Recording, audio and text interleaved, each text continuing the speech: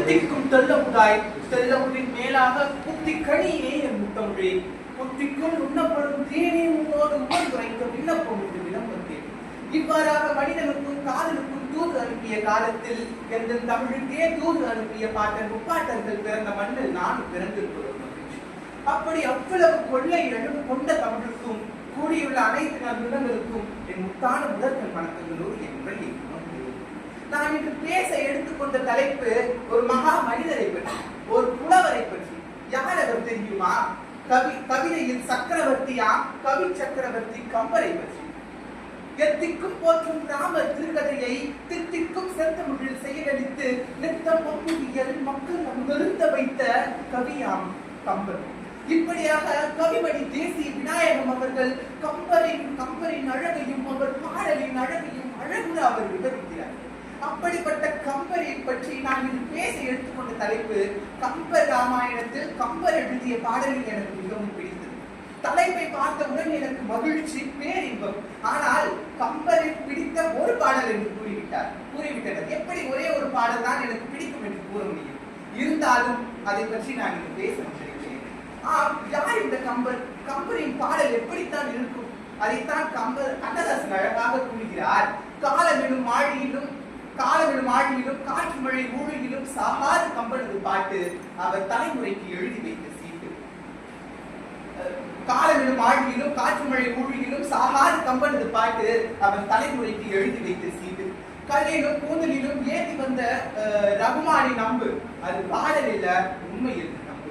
சீதை நடை இழக்கும் ஸ்ரீராமன் உள்ளழகும் போதையில் தள்ளிவிட்டது என்று அவர் கூறுகிறார்.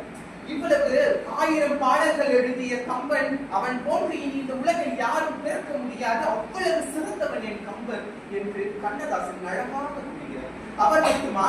நடையில் நின்று உயர் நாயகன் தோற்றத்தை இடை நிகழ்ந்து தோமொழுமா கதையாம் கம்பர் எழுதிய ராமாயணம். அது மட்டுமின்றி காசர் கொற்றருக்கும் இத்திரு மாமனிதன் கதையாம் ராமாயணம், ராமனின் கதை. இப்படி எண்ணற்ற புலவர்கள், கம்பரது புகழை பாடாத புலவர்கள் இந்த உலகில் இல்லை என்றே நாம் இங்கு கூறலாம். அப்படிப்பட்ட கம்பர் எழுதிய பாடலில் எனக்கு மிகவும் பிடித்த பாடல் எது என்று கூறுவதற்கு முன்பு, ஏர் எழுப்பது, சிலை எழுப்பது, சர்வதி அந்தாதி, சனகோபர் அந்தாதி, இப்படி எண்ணற்ற புத்தகங்களை, எண்ணற்ற நூல்களை எழுதிய கம்பர் இருந்தாலும் அவர் எழுதிய கம்பராமாயணம் போல் எதுவும் வராது. தமிழ் இலக்கியத்திற்கு ஒரு மிகப்பெரிய மணிமகுடமா கம்பராமாயணம். அங்கு வால்மீகி எழுதிய கம்பராமாயணம் எவ்வளவு சிறப்புடையதோ, எவ்வளவு அழகுடையதோ அதற்கு நிகராக உள்ளதுதான் என் கம்பராமாயணம். கம்பர் எழுதிய கம்பராமாயணம். சந்தத்தில் சிறந்தவர் என் கம்பர், சிந்தையில் சிறந்தவர் என் கம்பர், கல்வியில் பெரியவராம் என் கம்பர், விருத்தத்தில் சிறந்தவர் என் கம்பர், அடியில் சிறந்தவர் கம்பர், சுவையில் சிறந்தவர் கம்பர், இப்படி சொல்லிக்கொண்டே போகலாம். ஆனால் காலம் தான் காத்திருக்காரு.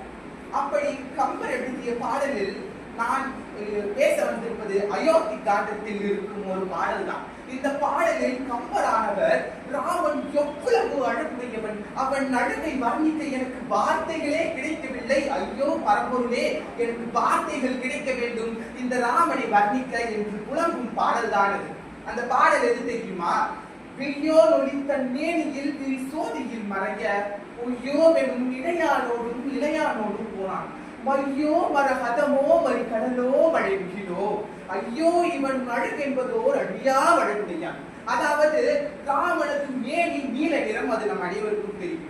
7 குதிரையில் பயணிக்கக்கூடிய இந்த உலகின் புற இருளை அகற்றக்கூடிய கதிரவனின் பட்டொளி வீச ராமனது தோளில் இருக்கும் நீல நிறம் அதை மங்கச் செய்கிறான். அதாவது சூரியனின் பட்டொளியை ராமனது நீல நிறம் மங்கச் செய்கிறான். அப்பொழுது அவன் எவ்வளவு அழகாக இருப்பான். அவன் மை நிறத்தில் இருப்பவனா, மையோ இல்லை மரகத நிறத்தில் இருப்பவனா, மரகதமோ, மையோ மரகதமோ, இல்லை அவன் மழை மேகமா, கார்முகிலா, இல்லை வெண்மேகமா, இவன் அழகை பேச முடியவில்லை என்னால் அவன் கூட இடை என்று இருக்கிறது என்று கேள்வி கேட்கும் அளவிற்கு மெல்லிய இடையும் கருங்கூந்தலும் கற்பின் திருவுருவமான கருப்பு கரசி சீதையும் அவன் பக்கத்தில் ராமன் சிறைவாசம் வனவாசம் சென்ற பொழுது ஒரு நாளும் உறங்காமல் ராமனை பாதுகாத்த லக்குமனோடும் ராமன் செல்கிறான். இந்த அழகான காட்சியை காண, இந்த அழகான காட்சியை வர்ணிக்க எனக்கு வார்த்தைகள் கிடைக்கவில்லை, ஐயோ இந்த ராமனது புகழை பாட எனக்கு வார்த்தைகள் கிடைக்கவில்லை என்று கம்பர் கூறுகிறார்.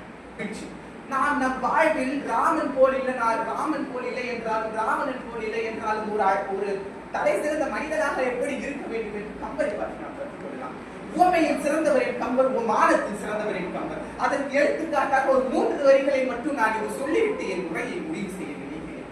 அனுமானானவன் சீதையை கண்ட பிறகு ராமனிடம் கூறினான், ராமபிரானே, கற்பி திருவுருவமாம் கற்பி திருக்கணியை என் கண்களால் கண்டேன் என்று கூறுகிறார். அது மட்டும் இல்லாமல் ராவனுக்கும் ராவணனுக்கும் போர் நடந்த பொழுது ராவணானவன் ராவணனை பார்த்து அம்பை எய்கிறான். அந்த அம்பானது ராவனின் உடலில் எங்கு எங்கு எல்லாம் சீதை அழிவு நோக்கிய சீதை மீது காதலும் காமம் இருக்கிறதோ அத்துணை இடத்திலும் ராமன் எய்திய அம்பானது துளைக்கிறதாம். அது பார்க்க சல்லடையில் இருந்து அம்பு வெளியே வருவது போலிருக்கிறதாம். இப்படி எண்ணற்ற உவமைகள் சொல்லிக்கொண்டே போகலாம். காலம் தான் காத்திருக்காது. எனக்கு கொடுத்திருக்க நேரங்களோ 5 மணி. என்னால் முடிந்தவரை எனக்கு உள்ளம் கவர்ந்து மிகவும் அழகான பாடல்கள் 2 கூறியிருக்கிறேன். வாய்ப்பளித்தமைக்கு நன்றி கூறி விடைபெறுகிறேன். நன்றி, வணக்கம்.